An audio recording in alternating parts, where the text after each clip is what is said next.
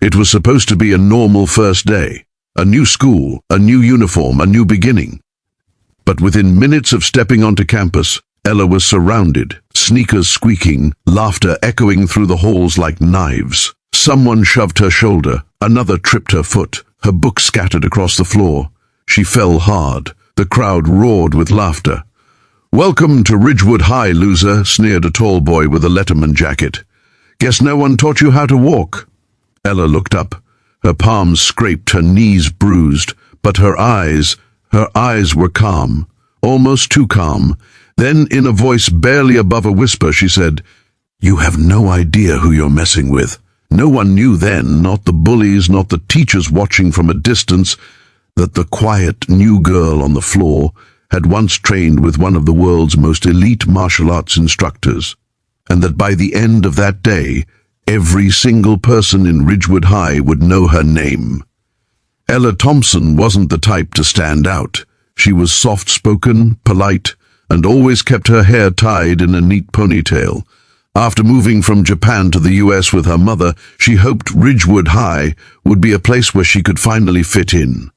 But new schools have their own hierarchy, and Ella didn't fit anywhere. By lunch on her first day, she'd already been labeled the weird transfer girl.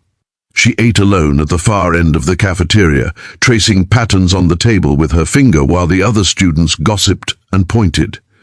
Her clothes were simple, her shoes slightly worn, and in a school where designer sneakers and flashy phones ruled the social chain, that was enough to make her a target. The ringleader of the school's so-called royal crew was Jason Miller, a tall, broad-shouldered senior who thought he owned the place. His girlfriend, Tiffany, was the queen bee. Perfect hair, perfect smile, and perfectly cruel. They didn't bully people because they were angry.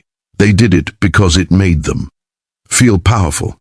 And when Ella accidentally bumped into Tiffany in the hallway, spilling a bit of water on her designer jacket, the entire school witnessed the start of something that would spiral out of control.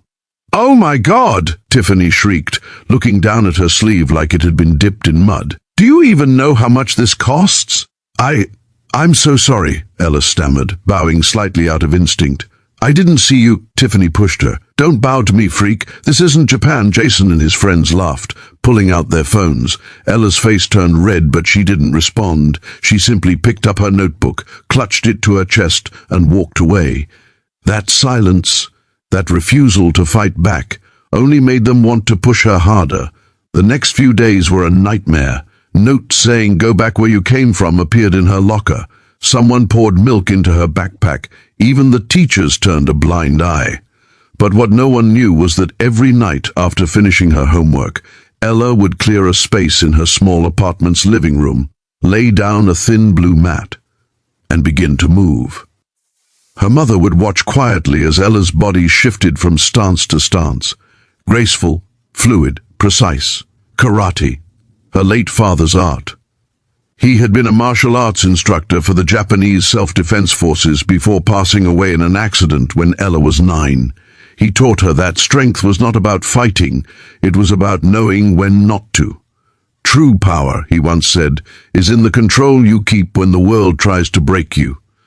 Ella lived by that, until the day they went too far. The incident had happened during gym class on Friday. The students were told to run laps around the field. As Ella jogged quietly at the back, Tiffany and Jason waited by the bleachers, pretending to tie their shoes. When Ella passed by, Jason extended his foot. She never saw it coming. Her body hit the ground hard. The class erupted in laughter. Someone recorded it. Tiffany clapped mockingly. "Oh no, the ninja fell." Ella sat up slowly, dirt smudged on her face, her elbow bleeding. For a second, she almost cried. But then she heard it.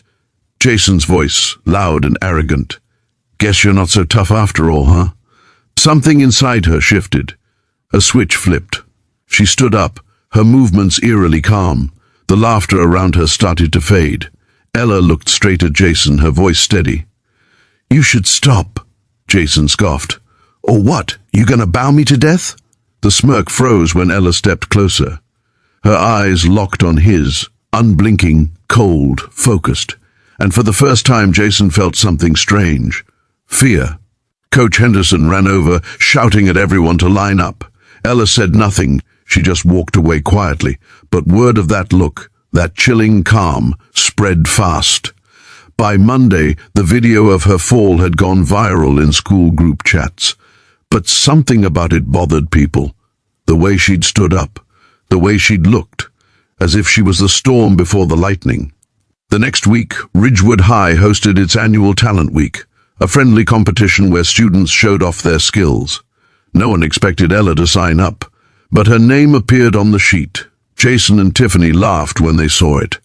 "What's she gonna do, meditate on stage?" Tiffany mocked. When the day came, the gym was packed. Music, laughter, cheers, until the lights dimmed and a single spotlight hit the center. Ella stepped forward in a white G. Silence fell. She bowed. Then, without warning, she moved. A blur of precision, balance, and grace. Her hands sliced through the air with sharp, disciplined motions. She broke wooden boards, flipped, landed, and ended in a perfect stance, calm and unshaken. The crowd was stunned. No music, no theatrics, just pure mastery.